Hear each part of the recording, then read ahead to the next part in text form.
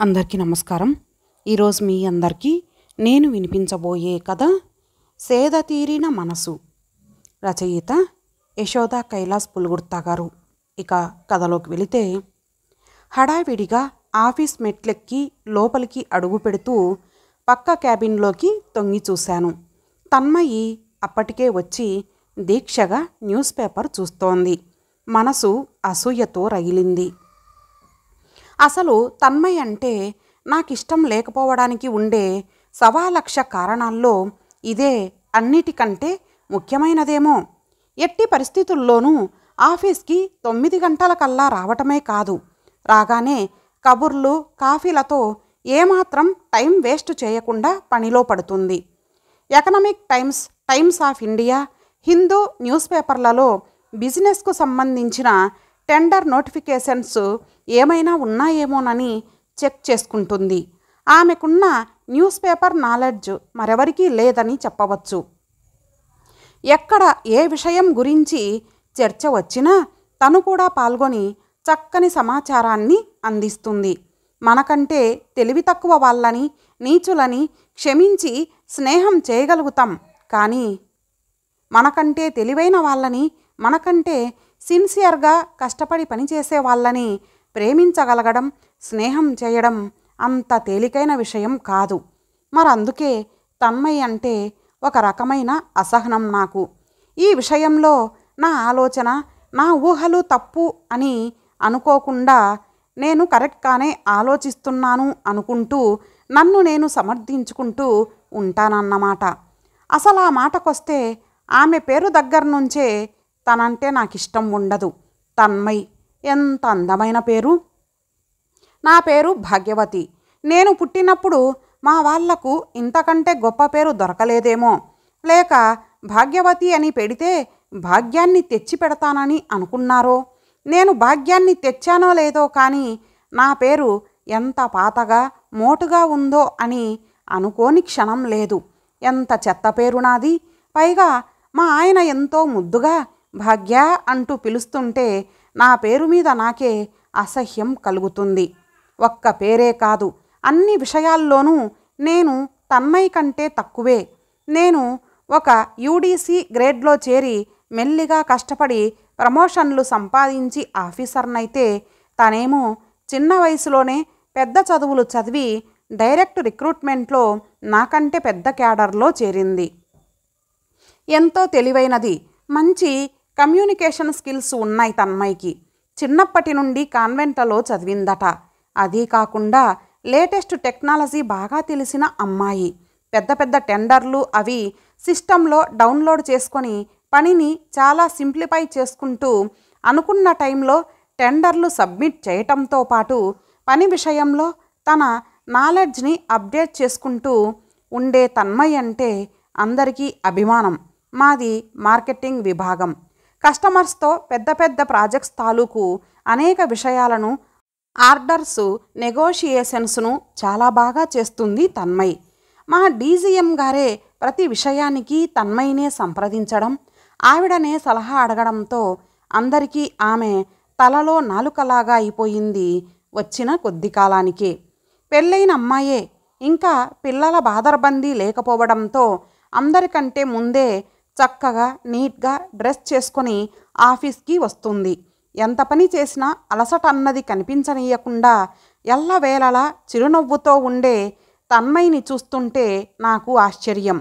నేనేమో నా 2 పిల్లలని సవరించి ఇంటిల్లిపాదికి అన్నీ అమర్చిపెట్టి ఆదరాబాదరాగా బస్సులెక్కి దిగి రొప్పుకుంటూ రోజుకుంటూ చెమట కార్చుకుంటూ వస్తాను. ఆఫీస్లోకి అడుగు పెడుతూ నా చీర కేసి చూసుకుంటాను. ప్రొద్దుట వస్తూ చక్కని ఇస్త్రీ చీర కట్టుకున్నా ఆఫీస్కు చేరేసరికి ఏమిటో నలిగిపోయినట్లుగా పాతగా, ఏమిటి ఈ చీర కట్టుకున్నానన్నంత అసహనం, కోపం, దుఃఖం కలుగుతాయి. వెంటనే తన్మయ్ కట్టుకున్న చీర వైపు చూడడం, ఎంత చక్కని చీర కట్టుకుంది, ఎంత బాగుందో కదా, ఫ్రెష్గా అందంగా అనుకోవడం మామూలైపోయింది. సాయంత్రాలంతే. ఏదైనా పని ఉంటే ఆగిపోతుంది. ప్రొడక్షన్ టైంలోనే కాకుండా అర్జెంటు పని ఉంటే ఆఫీస్ అయ్యాక కూడా కూర్చొని పని చేసుకుంటుంది. నాకేమో సాయంత్రం 5 అయితే చాలు, ఇంటికెళ్ళకపోతే కొంపలంటుకున్నంత టెన్షన్. కానీ ఈ మధ్య నేను తన్మయిని గమనిస్తూ అప్పుడప్పుడు టెక్నికల్ జర్నల్స్ చదవడం, సిస్టంలో నా సర్వే రిపోర్ట్స్ని తయారు చేసుకోవడం, కొన్ని కంప్యూటర్ లాంగ్వేజెస్ నేర్చుకోవడం మొదలుపెట్టి నన్ను నేను ఇంప్రూవ్ చేసుకోవడానికి ప్రయత్నిస్తున్నాను. దీనికి స్ఫూర్తి తన్మయ్ అని చెప్పడానికి నా అహం అడ్డు వస్తుంది. నేను కష్టపడుతున్న దానికి తన్మయ్కి క్రెడిట్ ఇవ్వడం నాకు ఇష్టం లేదు. ఆమెను చూస్తుంటే నాకు చెప్పలేని అసహనం కలుగుతుంది. ఈ అమ్మాయిలో ఏమీ బలహీనతలు లేవా అనుకుంటూ ఆమెలో బలహీనతలు వెతకటమే నా పనిగా పెట్టుకుంటూ ఎప్పుడూ ఆమెనే గమనించడం ప్రారంభించాను. ఆ రోజు ఆఫీస్కి రాగానే మా డీజీఎం ఆయన క్యాబిన్లోకి వెంటనే రమ్మనమని నాకు మెసేజ్ చేశారు. నేను ఆయన క్యాబిన్లోకి వెళ్ళేటప్పటికీ తన్మయ్ కూడా ఆయన ఎదురుగా కూర్చొని ఉంది. ఇద్దరూ ఏదో చర్చించుకుంటూ ఉన్నారు. నన్ను చూడగానే తన్మయ్ చిరునవ్వు నవ్వింది. బదులుగా నా పెదవులు బిగుసుకున్నాయి. చూడండి భాగ్యవతి, మనకు ఆ విశాఖ స్టీల్ ప్లాంట్ ఆర్డర్ వచ్చింది కదా, ఆ ప్రాజెక్టు ఎగ్జిక్యూషన్ మీకే అసైన్ చేస్తున్నాను. చాలా ప్రెస్టీజియస్ ప్రాజెక్టు. సకాలంలో పూర్తి చేస్తే మార్కెట్లో మన కంపెనీ ఇమేజ్ పెరగడమే కాకుండా దీని ఆధారంగా ఇంకా చాలా ప్రాజెక్ట్స్ ఆర్డర్స్ వచ్చే అవకాశం ఉంది. మీకు ఏవైనా సందేహాలు ఉంటే తన్మయ్ గారిని సంప్రదించండి అని చెప్పడంతో నాలో అసహనం ఇంకా ఎక్కువైంది. తప్పదు, ఒక్కొక్కసారి దేవుడి పరీక్ష అన్నట్లు మనకిష్టం లేని విషయాలే జరుగుతాయి. ఓకే సార్ అని చెప్పి ఆయన ఇచ్చిన ఫైల్ను తీసుకొని నా సీట్కు వచ్చేశాను. నేను సీట్లో కూర్చున్న 10 నిమిషాలకు తన్మయ్ నుండి మెయిల్. ఇంకా ఈవిడగారు క్షణం కూడా ఊపిరి తీసుకొనివ్వదనుకుంటూ మెయిల్ చదివాను. దాని సారాంశం, ఆ ప్రాజెక్టుకు సంబంధించిన వర్క్ ప్రోగ్రెస్ని రివ్యూ చేయడానికి ప్రతి బుధవారం శనివారం సాయంత్రం 4 గంటలకు తన క్యాబిన్కు రమ్మనమని ఓకే చేశాను. ఆ రోజు సాయంత్రం ఆఫీస్ అయిపోయిన వెంటనే ఇంటికి బయలుదేరబోతూ ఉండగా ఇంట్లో కూరగాయలు లేవని గుర్తొచ్చి ఆఫీస్కి దగ్గరలో ఉన్న రిలయన్స్ ఫ్రెష్కి వెళ్ళాను. లోనికి వెళ్ళి కాయగూరలు చూస్తుంటే పక్క నుండి హాయ్ భాగ్యవతి గారు అని వినిపించి తల ఎత్తి చూస్తే తన్మయ్ చిరునవ్వు నవ్వుతూ, అమ్మా తల్లి, ఇక్కడ కూడా నువ్వేనా అని మనసులో అనుకుంటూ పైకి చిరునవ్వు నవ్వాను. నాకు తెలుసు అది నా మనసు నుండి రాలేదని. అయిపోయిందా మీ షాపింగ్ అనగానే అయిపోయిందని చెప్పాను. తన షాపింగ్ కూడా అయిపోయిందని చెప్పింది. ఇద్దరం కౌంటర్లో బిల్ పే చేసి బయటకు వచ్చాం. వెంటనే తన్మయ్, భాగ్యవతి గారు, మా ఇంటికి వెళ్దాం రాకూడదు? ఇక్కడి నుండి 10 నిమిషాలు డ్రైవ్, ప్లీజ్ కాసేపు కూర్చొని కాఫీ తాగి వెలుదురు కానీ అంటూ ఆహ్వానించింది. మరోసారి వస్తానని చెప్పబోయే అంతలో మీరు వస్తున్నారు అంతే అని మరో మాట కాస్కారం ఇయ్యకుండా కారు పార్కింగ్కి దారితీసింది. కారులో వాళ్ళ ఇంటికి వెళ్ళాం. పోర్టికోలో కారు ఆగగానే ఒక 5 ఏండ్ల పాప అత్తా అంటూ పరిగెత్తుకుంటూ వచ్చి తన్మయ్ని తన చేతులతో చుట్టేయడం, తన్మయి ఆ పాప బుగ్గల మీద ముద్దు పెట్టుకుంటూ, ఏయ్ పూజ, మన ఇంటికి ఎవరొచ్చారో చూడు అంటూ నా ఆఫీస్ ఫ్రెండ్ భాగ్యవతి అని చెప్పగానే ఆ పాప నమస్తే ఆంటీ అని నన్ను విష్ చేయడం ఎంతో ముద్దుగా అనిపించింది. ఆ పాప ఎంత ముద్దుగా ఉంది, డాల్లాగా అని అనుకోకుండా ఉండలేకపోయాను. లోపలకు వెళ్ళాం. ఇల్లు ఎంతో పొందికగా నీట్గా ఉంది, తన్మయ్లాగే. హాల్లో ఒక ముసలాయన ఏదో టీవీ ప్రోగ్రాం చూస్తూ మమ్మల్ని చూడగానే ఆఫ్ చేసేశారు. వాళ్లను నాకు పరిచయం చేస్తూ తన్మయ్, మా అత్తయ్య మామయ్య అని చెప్పి నన్ను కూడా వారికి పరిచయం చేసి కూర్చోండి భాగ్యవతి, ఇప్పుడే వస్తానని లోనికి వెళ్ళింది. వాళ్ళ అత్తగారు మాట్లాడసాగారు. తన్మయ్ తమ కోడలని, వారి అబ్బాయి ప్రాజెక్టు పని మీద అమెరికా వెళ్ళాడని, అందరినీ విడిచి వెళ్ళలేనంటే తన్మయే నచ్చజెప్పి పంపిందని, ఆ పాప తమ మనవరాలని, కూతురు అల్లుడు యాక్సిడెంట్లో పోయారని, తన్మయ్ తమని కన్న తల్లిదండ్రుల్లాగా ఆ పాపని కన్న కూతురులాగా చూసుకుంటుందని చెప్పారు. ఈ లోపల తన్మయ్ ఒక ట్రేలో కాఫీ కప్పులు స్నాక్స్తో వచ్చింది. కాఫీ అందరికీ ఇచ్చి సోఫాలో నా పక్కనే కూర్చొని, అత్తగారు మామగారిని మందులు టైంకి వేసుకున్నారా, లంచు టైంకి తిన్నారా అని వివరంగా శ్రద్ధగా అడిగి తెలుసుకుంది. వాళ్ళు కూడా చిన్న పిల్లల్లాగా ఏం చేశారో వంతులు వేసుకుంటూ మరీ చెప్పడం ఎంతో ముచ్చటగా అనిపించింది. ఈ లోపల అత్త అంటూ ఆ పాప తన్మయ్ ఒడిలోకి చేరడం, తన్మయ్ ఆ పాప జుట్టు సవరిస్తూ స్కూల్ హోంవర్క్ చేసుకున్నావా పూజ అని అడుగుతూనే ఒకవైపు అత్తగారు మామగారితో మాట్లాడటం చూస్తుంటే తన్మయ్కి ప్రతి విషయం పట్ల ఎంత శ్రద్ధ ఓపిక అనుకోకుండా ఉండలేకపోయాను. ఆఫీస్లోనూ అంతే. ఒక విషయం గురించి మాట్లాడుతూనే ఎవరైనా వస్తే వారికి సంబంధించిన పని గురించి చర్చిస్తుంది.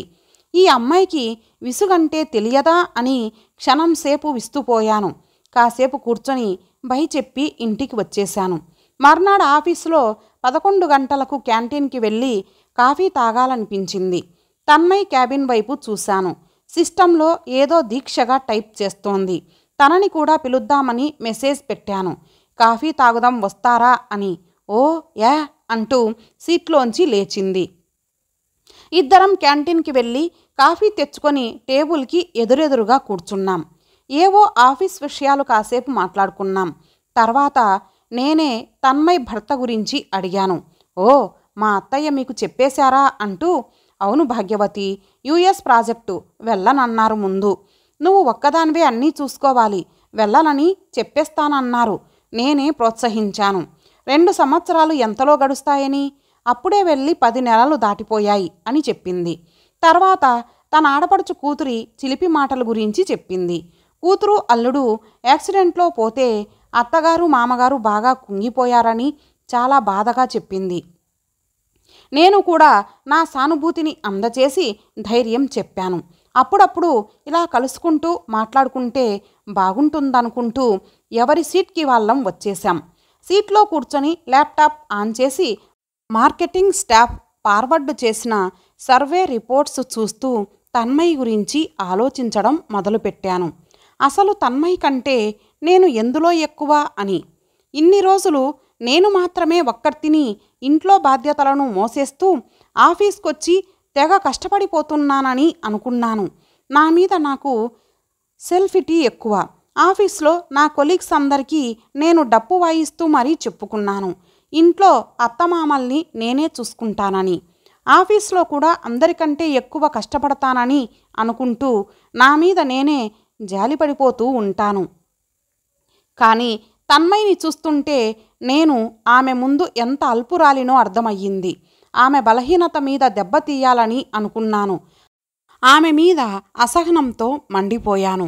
కానీ ఆలోచిస్తే తన్మయ్ మోస్తున్న బాధ్యతల కంటే ఎక్కువ తనవి. ఆమెకేం టింగురంగా అంటూ ఆఫీస్కొచ్చి సీట్కి అతుక్కుపోతుంది. పిల్లా జల్లా లేరు కదా అని ఎన్నిసార్లు అనుకోలేదు. నిజానికి తన్మయ్ ఇంతవరకు తన కుటుంబ విషయాలను ఎవరి దగ్గర టామ్ వేసుకోలేదు. ఎన్ని బాధ్యతలను మోస్తున్నా వాటి తాలూకు అలసట విసుగు ఆమె ముఖంలో ఎప్పుడూ కనబడలేదు. నేను అడిగే అంతవరకు బయట పెట్టని చక్కని సంస్కారం. Hats off Tanmay. నేనే ఆమె స్థానంలో ఉంటే ఈ పాటికి డప్పు వేసుకొని అందరికీ చాటింపు వేస్తూ వాళ్ళ సానుభూతిని ఆశిస్తూ, oh god Tanmay, you are really great, నేనే నీ గురించి ఇంతవరకు చాలా సంకుచితంగా ఆలోచించాను అనుకునేసరికి మానసికంగా ఒక గొప్ప రిలీఫ్. ఆమె పట్ల కరుడు గట్టేసిన అసహనం కొద్దిగా కరిగిపోతున్న అనుభూతి. దాని స్థానంలో ఆమె పట్ల అభిమానం, గౌరవం కలగసాగాయి. నా ఆలోచన దృక్పథంలో వచ్చిన పరిణతి నా మనస్సుని సేద తీర్చడమే కాకుండా నా మీద నాకు ఇష్టం కలిగేలా చేసింది. ఇంతటితో ఈ కథ సమాప్తం. మరలా ఒక మంచి కథతో కలుద్దాం. అంతవరకు సెలవు. నమస్తే.